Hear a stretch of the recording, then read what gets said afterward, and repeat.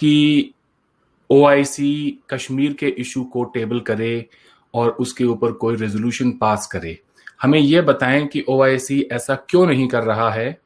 دیکھیں، پاکستان کی یہ کوشش ہمیشہ سے رہی ہے جناب. یہ پری جو ہے وہ اگست 2019 تو انہوں نے کافی حد تک جو ہے وہ IC کے ذریعے مسئلہ کشمیر اٹھانے کی کوشش کی ہیں جا بجا. اگر آپ پورا پیچھے ہسٹری میں جائیں تو ایسی کانفرنسز بھی ہوئی ہیں OIC کی جن پہ مسئلہ کشمیر بھی جو ہے وہ سب سے زیادہ ایک برننگ ایشو کے طور پہ سامنے آتا رہا. جیسے کاسا بلانکا ایک کانفرنس ہوئی تھی، اس طرح کی 3-4 کانفرنسز ہوئی تھی جس میں ڈیلیگیشن لے کے جاتے تھے حریت کانفرنس کے یا آزاد کشمیر کی طرف سے.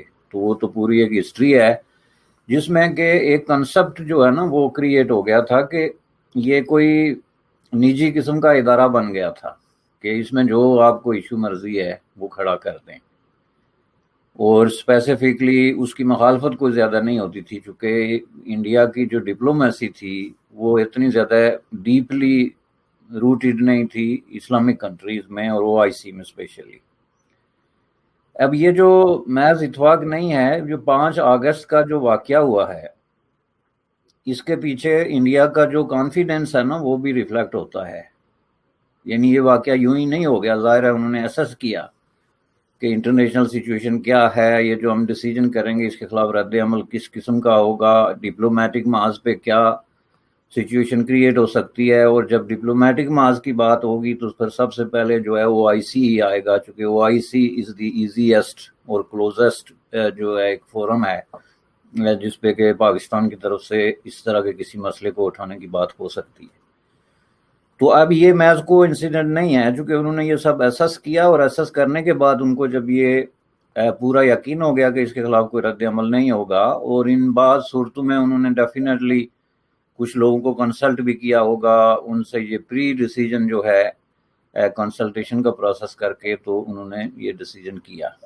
تو اس کا بعد جو ہے وہ رد عمل کے طور پہ ظاہر ہے کہ پاکستان نے حسب سابق اس مسئلے کو اٹھانے کی بات کی OIC میں اور اسلامی کنٹریز کے ساتھ. لیکن اب جو ہے وہ گزشتہ کچھ عرصے سے اسپیسیفکلی 2019 سے جو ہے وہ سعودی عرب اور انڈیا کے تعلقات میں ایک بہت بڑا ایک ٹرن آیا ہے، اور سعودی عرب جو ہے OIC کا کی پلیئر ہے، چونکہ سعودی عرب ہی ہے جو اس کو چلاتا ہے، اس کو فائننس کر رہا ہے پورے پروسیس کو، اور یہ ساری جو سٹیٹس ہیں ان کو انفلوئنس کر رہا ہے ہیویلی مختلف طریقوں سے. کہیں جو ہے وہ سنی شیعہ کے چکر میں، کہیں پیسے اور تیل کے چکر میں، کہیں جو ہے اپنی مقدس مقامات جو ہیں ان کو بنیاد بنا کے. تو کی پلیئر سعودی عرب ہے، اور سعودی عربیہ کی مرضی کے بغیر OIC میں کچھ نہیں ہو سکتا. تو یہ بڑا امپارٹنٹ پوائنٹ ہے کہ پھر ظاہر ہے انہوں نے OIC کے سعودیہ کے تھرو OIC میں جانا تھا، تو سعودیہ نے اپنے انڈیا کے ساتھ نئے بڑھتے ہوئے تعلقات کی روشنی میں یہ مناسب نہیں سمجھا کہ اس مسئلے کو اٹھایا جائے، اور وہ بڑے دھیمے طریقے سے پاکستان کو سمجھاتے رہے کہ آپ اس کو بہت زیادہ وہ نہ کریں، ڈاؤن پلے کریں، نیگوشیٹ کریں. بلکہ نیگوشیشن میں بھی آپ کو یاد ہوگا کہ جو ہے وہ جو ولی عہد شہزادہ محمد بن سلمان ہے وہ انڈیا جب گیا تھا تو اس کو کہہ رہے تھے جی کہ پاکستان گیا ہے اور پیغام لے کے گیا ہے، اور یہ ساری چیزیں تھیں. تو میرے خیال میں انہوں نے بڑا کلیئرلی پک اور چوز کیا ہے. جو بدلتے ہوئے حالات تھے پوری دنیا میں جو ہے وہ نئی صف بندیاں ہوئی ہیں، ڈیفینیٹلی جو الائنسز چینج ہوئے ہیں، سینٹر آف پاورز میں تبدیلی آئی ہے. تو اس حساب سے سعودیہ نے جو ڈیسیجن کیا اس نے 2 بڑے ملکوں کے ساتھ الائنمنٹ کی بارے میں کسی بھی شک و شبے سے بالاتر ہو کے طے کیا. ایک یونائٹڈ اسٹیٹ آف امریکہ اور دوسرا جو ہے وہ انڈیا. تو یونائٹڈ اسٹیٹ آف امریکہ کی جو پوری اس نئی ٹرینڈ کی ریفلیکشن ہوئی تھی جب پریزیڈنٹ ٹرمپ نے دورہ کیا. تو پریزیڈنٹ ٹرمپ نے جو دورہ کیا تھا اس میں انہوں نے ایک طریقے سے میسج دیا اور سعودی عرب کو اپوائنٹ کیا اسلامی دنیا کے لیڈر کے طور پہ. اور وہ کہتے ہیں کہ جو کام وہ پہلے کرتے تھے انہوں نے ان کے سپرد کر دیا کہ اب آپ کریں، خواہ وہ کام پہلے اگر سی آئی اے کر رہی تھی تو اب جو ہے وہ سعودی انٹیلیجنس ایجنسیز کا ہیڈ ایک بن گیا کہ اسلامی دنیا میں کیا ہو رہا ہے، کون سا مسئلہ اٹھ رہا ہے، کون سا مسئلہ دبایا جا رہا ہے اور کیا چیز ہے۔ اور دوسری طرف جو ہے انڈیا کے ساتھ میرے خیال میں ایز وی اسپیک ان کی جو ٹریڈ ہے وہ تقریباً جو انویسٹمنٹ کا وہ تھا کوئی 90 بلین کروڑ ڈالر جو ہے اس کا ٹارگٹ ہے، اور اتنے یعنی سینکڑوں کے حساب سے ان کے جو منصوبے ہیں، میمورینڈم آف انڈرسٹینڈنگز ہیں، پارٹنرشپس ہیں، انویسٹمنٹس ہیں، وہ زیر غور ہیں۔ اس کی نسبت پاکستان کے ساتھ ان کا کوئی فائنینشیل جو ہے وہ فائدہ وابستہ نہیں ہے، بلکہ آن دا کانٹرری تھا کہ ایک تو وہ پاکستان کو وہ ڈیفرل پیمنٹس پہ جو ہے وہ تیل دیتے تھے، اوپر سے ان کو نقد پیسے بھی اور امداد بھی دینی پڑتی تھی۔ تو یہ ایک ڈیسیجن ہے جو بالکل میتھامیٹکلی انہوں نے ناپ تول کے اور جان بوجھ کے کیا کہ انڈیا اور پاکستان میں سے ہم نے کس کو پک کرنا ہے، لہٰذا انہوں نے قطعی طور پہ جو ہے وہ پاکستان کو ریفیوز کر دیا کہ یہ آپ نہیں کر سکتے، یہ مسئلہ نہیں اٹھا سکتے۔ تو اس وجہ سے یہ مسئلہ جو ہے او آئی سی میں نہیں اٹھا، جس کی وجہ سے پاکستان میں ایک سخت قسم کی ناراضگی اور غصے کا اظہار شروع کر دیا۔ جی آپ نے بالکل ٹھیک کہا۔ حال ہی میں سعودی اور انڈیا کے بیچ میں ارامکو کی جو تیل ڈیل ہوئی اراؤنڈ $70 بلین تک وہ جائے گی۔ اس کے بعد میں سالانہ ٹریڈ ہے تقریباً 28 سے 30 بلین ڈالر کی۔ آن دا کنٹری پاکستان ہر سال 4-5 بلین ڈالر کی امداد سعودی عربیہ سے لیتا ہے، اور وہ یہ بھی چاہتا ہے کہ وہ ان کے موقف کی تائید کرے۔ یہ تو نہیں ہو سکتا باشانی صاحب، کوئی بھی انسان جو تھوڑا بہت بھی شعور رکھتا ہو وہ اس بات کو دیکھ سکتا ہے کہ آپ نے جیسے کہا کہ میتھمیٹکس بڑی سمپل ہے۔ تو شاہ محمود قریشی صاحب نے بیان دیا کہ اگر او آئی سی کشمیر ایشو کو ٹیبل نہیں کرتا ہے تو ممکن ہے کہ ہمیں اسلامک دنیا کی ایک کانفرنس بلانی پڑے، ہمیں کوئی نیا بلاک بنانا پڑے۔ اس کا ریئیکشن ہم نے سعودی عربیہ میں بھی دیکھا۔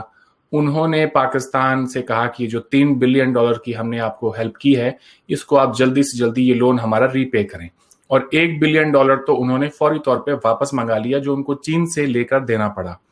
تو آپ اس ساری ڈیولپمنٹ کو کس طرح سے دیکھتے ہیں؟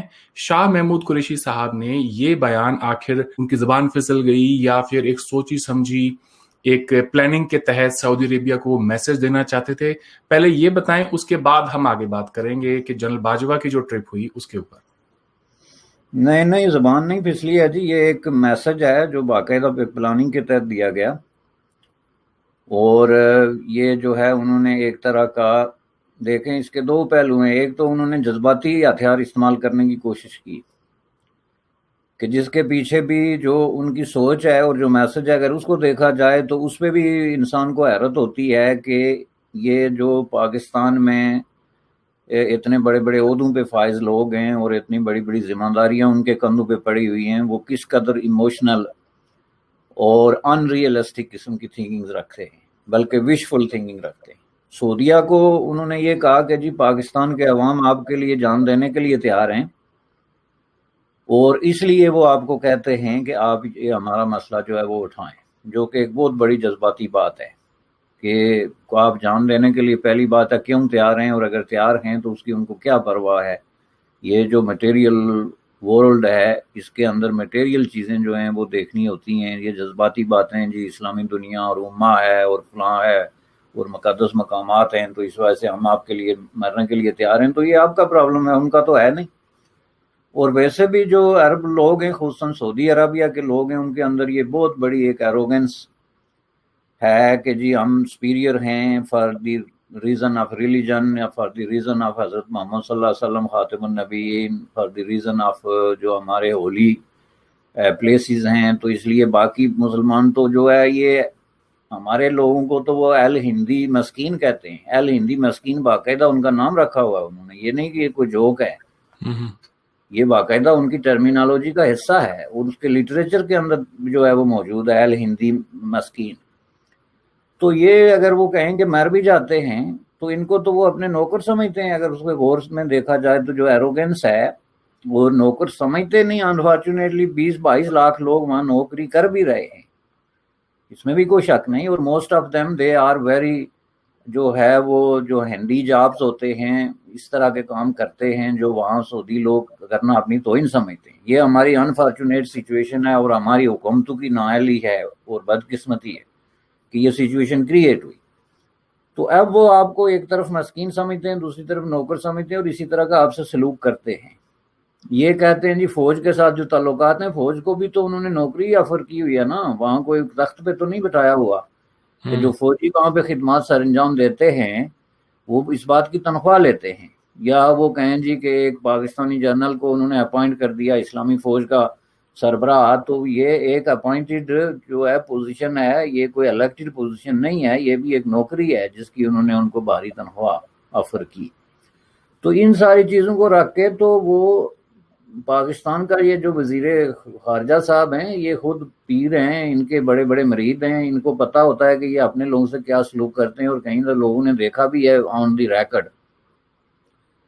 تو پھر ان کے پیر جو ہیں وہ ہو گئے نا اصل سادات, وہ بھی اسی طرح کا سلوک ان کے ساتھ کرنے کے اپنے آپ کو حقدار سمجھتے ہیں. لیکن مسئلہ یہ ہے کہ یہ میسج ان کی نہ زبان پھسلی ہے, نہ وہ کوئی اتنے سادہ آدمی ہیں. انہوں نے بہت بڑا سوچ سمجھ کے تو یہ ایک بلیک میلنگ جس کو آپ کہہ سکتے ہیں, چونکہ وہ ایک بند گلی میں چلے گئے ہیں مسئلہ کشمیر کے حوالے سے اور انڈیا کے حوالے سے. اب وہ اس بند گلی سے نکلنے کے لیے ان کو بہت بڑی اٹیمپٹ کی ضرورت ہے. وہ بہت بڑی اٹیمپٹ کو کیا کہتے ہیں کہ امید کا جو ان کا آخری چراغ ہے وہ OIC, ٹھیک ہے چلیں اس میں بیٹھ کے کوئی باتیں کر لیں گے تو ذرا لوگوں کا پریشر جو ہے وہ لیک ہو جائے گا. چونکہ ان کے پاس اب کہنے کے لیے ہے کچھ نہیں نا, کام کر کے رہے ہیں سوائے ایک آدھ ملک کے. باقی دنیا میں آپ کا کون کون سا ملک ہے, کس نے آپ کی حمایت کی.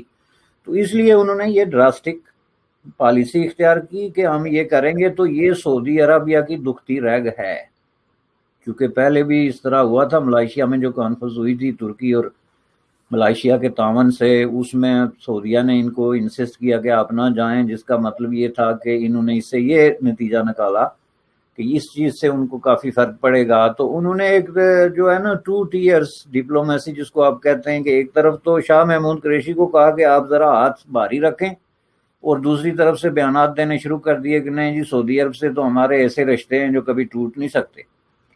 کہیں ایسا تو نہیں بشانی صاحب, حال ہی میں چائنا ایران کی ایک بہت بڑی ڈیل ہوئی ہے, اور اس کے بعد ممکن ہے کہ چائنا کے حساب سے چیزوں کو دیکھا جا رہا ہو, چائنیز فورن پالیسی کو ہی پاکستان میں پرسیو کیا گیا ہو. ان سے کہا گیا ہو کہ اگر سعودی عربیہ آپ کی ہیلپ کے لیے نہیں آتا ہے تو وی ڈونٹ نیڈ دیم, ہمارے پاس چائنا ہے, اگر چائنا سے پیسہ لے کے دے سکتے ہیں تو پھر چائنا سے کیوں نہیں لے سکتے پیسہ.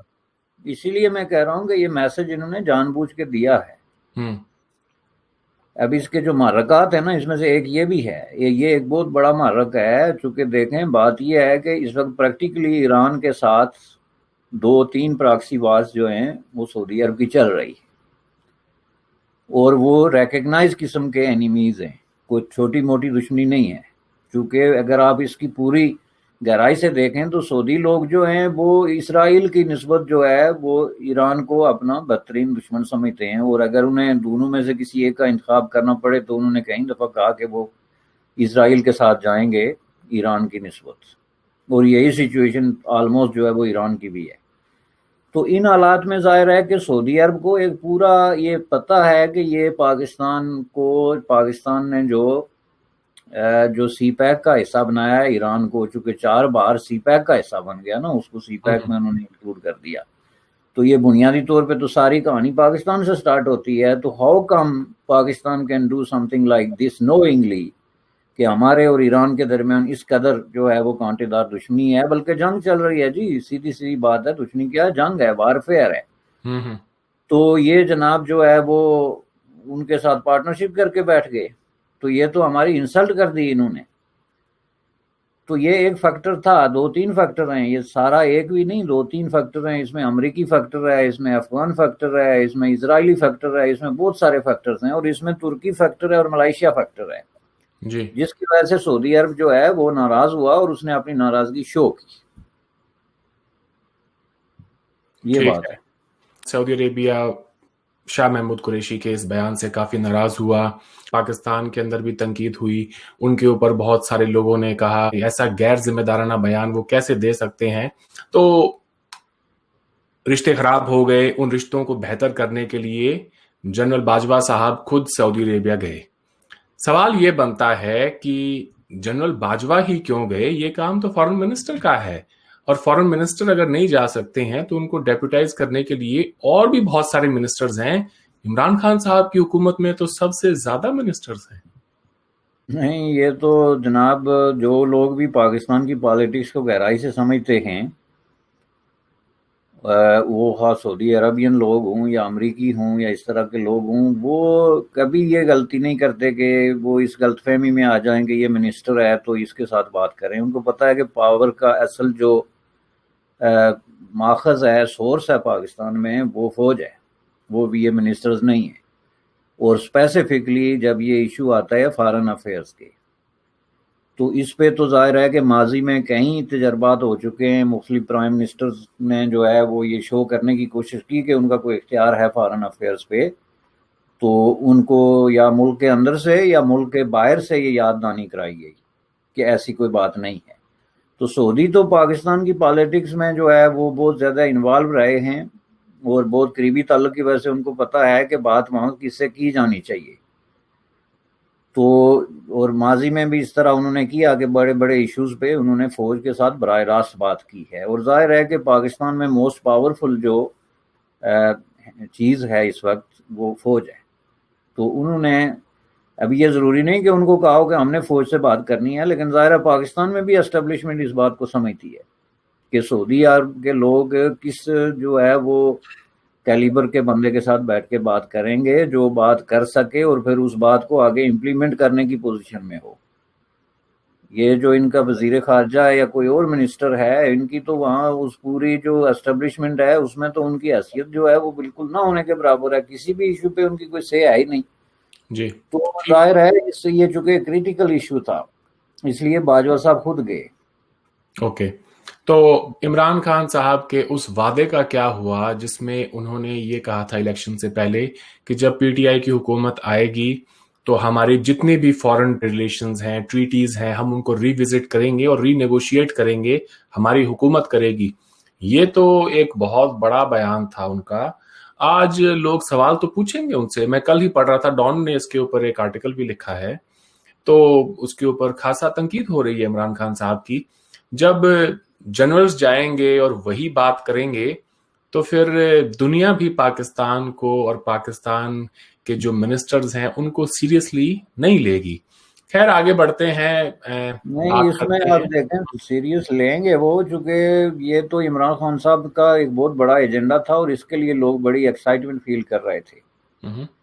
लेकिन इक़्तिदार में आने के फौरन बाद जिस चीज़ पे उन्होंने खुल के समझौता किया वो फॉरेन अफेयर्स था, स्पेसिफिकली इंडिया और अफगानिस्तान, और उसमें उन्होंने फौज के हवाले कर दिया तकरीबन, यानी उन्होंने बयान तक भी देने की जहमत गवारा नहीं की। ये तो कोई बात ही नहीं। पिछले 2 साल से जो डिप्लोमेसी चल रही है अफगानिस्तान के साथ, जो मुज़ाकरात हो रहे हैं अमरीकियों के साथ या इंडिया के हवाले से जो एक पोस्चर जो है इन्होंने अख्तियार किया हुआ है, उसमें तो कोई जो सिविलियन इलेक्टेड गवर्नमेंट की तो कोई से ही नहीं है, उनकी कंसल्टेशन तक नहीं है। तो ये एक बहुत बड़ी बात थी अगर वो इस तरह की कोई बात कर सकते। लेकिन माजी के तजर्बात से हमने सीखा है कि इस फील्ड में सिविलियन के लिए कोई स्पेस नहीं है, ना वो बेनज़ीर भुट्टो के लिए थी और ना नवाज शरीफ के लिए थी। नवाज शरीफ के साथ जो कुछ हुआ, जाहिर है उसमें एक सबसे बड़ा फैक्टर यही था कि वो इसमें स्पेस मांग रहे थे कि जी ये डिसीजन मेकिंग का हमें इख्तियार अवाम ने दिया हुआ है, स्पेसिफिकली अफगानिस्तान और इंडिया के साथ अमन के सवाल पे। तो उनको जाहिर है कि आपके सामने जो है वो किस तरीके से जो है वो जलील व ख्वार करके मुल्क से निकाल दिया गया। तो इमरान खान ने तो इस पर अटेम्प्ट ही नहीं की क्योंकि उनको पता था कि उनके साथ क्या होगा। तो इसलिए जनाब बाजवा साहब गए। लेकिन आगे मैंने आपको कहा ना कि जो सऊदियों ने भी उनको वो बशानी साहब उस पर आते हैं। उससे पहले एक और सवाल आपसे पूछना चाहता हूँ जी। एक आम पाकिस्तानी, आम शहरी जब ये देखता है कि हमने एक हुकूमत को इलेक्ट किया اور اس کے پاس اتنا بھی اختیار نہیں ہے کہ وہ ہماری نمائندگی دنیا میں جا کے کر سکے، اسے کیسا فیل ہوتا ہوگا؟ کچھ لوگ یہاں کہیں گے کہ یہ شو اینٹی پاکستان ہے، یا ہم دونوں جو ہیں وہ پاکستان کے خلاف ہیں، ممکن ہے آپ کو کوئی غدار بھی کہہ دے، مگر بشانی صاحب لوگوں کو اتنا تو ان میں شعور ہونا چاہیے کہ یہ نہ دیکھو کہ بھائی کون بول رہا ہے، یہ دیکھو کہ وہ کیا بول رہا ہے. تو what do you think یہ how do people feel about it جب انہیں یہ پتہ چلتا ہے کہ ہمارے ووٹ کی اتنی عزت ہے کہ کوئی اسے جوتے کی نوک پر رکھتا ہے؟ نہیں دیکھیں، یہ اتنا جو ہے بلیک اینڈ وائٹ ایشو نہیں ہے. پہلی بات یہ ہے کہ وہاں پہ انفلوئنس اتنا زیادہ ہو گیا ہے لوگوں پہ اسٹیبلشمنٹ کا، اسپیسیفکلی جو پاکستان کی فوج کے حوالے سے جو ملٹری اسٹیبلشمنٹ ہے، اس کا جو میسج ہے وہ بڑا لاؤڈ اینڈ کلیئر ہے کہ جی یہ کام ہم نے کرنے ہیں. تو لوگ اس میں کوئی شعور اگر ہو تو وہ تو پھر اس کے لیے وہ ایک بہت بڑا ایک کوشچن، سوالیہ نشان بنا کے کھڑا کر دینا کہ یہ وزیر خارجہ کا کام ہے، آپ کیسے کریں گے. لیکن کوئی سوال نہیں اٹھاتا، اور لوگ جو ہے اس بات پہ کوئی، میں نہیں سمجھتا کہ کوئی غیر اطمینان یا کسی طرح کی ناراضگی کا اظہار کرتے ہیں کہ یہ معاملات فوج کیوں کر رہی ہے. یہ میں آپ کو بتا دوں. اور اس کی وجہ کیا ہے کہ ایک تو اسٹیبلشمنٹ کی جو ہیوی ہینڈڈ قسم کی پالیسیز ہیں، اور اوپر سے جو لوگ منتخب ہو کے آتے ہیں وہ سب سے پہلے تو وہ سرنڈر کرتے ہیں نا. یہ لوگوں کا کام نہیں ہے، یہ کام ہے عمران خان کا کہ وہ آگے بڑھے اور کہے کہ بھائی یہ تو مجھے مینڈیٹ ملا ہوا ہے کہ کس کے ساتھ تعلق بنانا ہے، کس کے ساتھ بگاڑنا ہے اور کیسے کرنا ہے، تو میں کروں گا. لیکن وہ خود بھی جب جاتے ہیں کہیں تو ساتھ میں جو ہے وہ باجوہ صاحب کو لے کے جاتے ہیں. تو یہ ایک میسج ہے جس کو آپ سمجھنے کی کوشش کریں، جس طرح چین میں ہوا.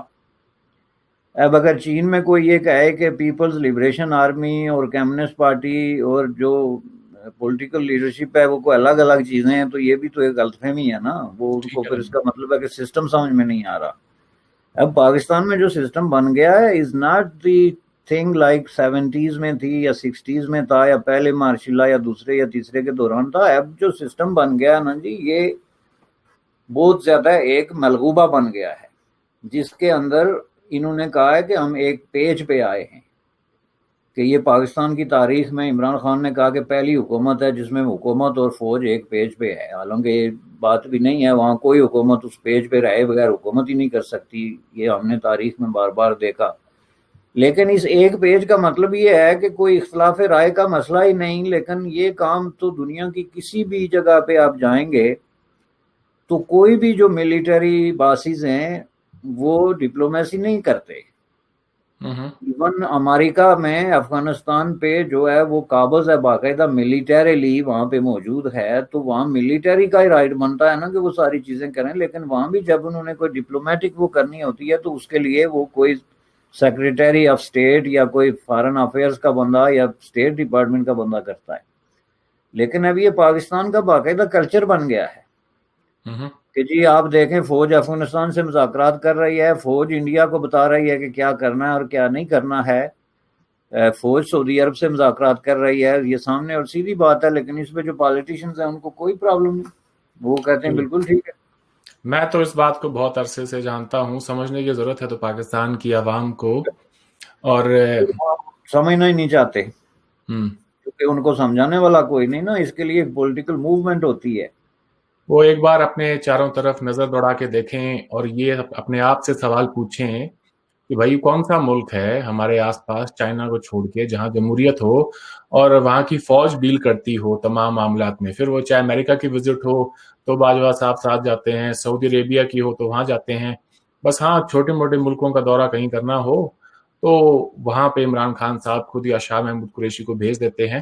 کہ جب سے عمران خان صاحب آئے ہیں انہوں نے دنیا کے کتنے ملکوں کا دورہ کیا ہے.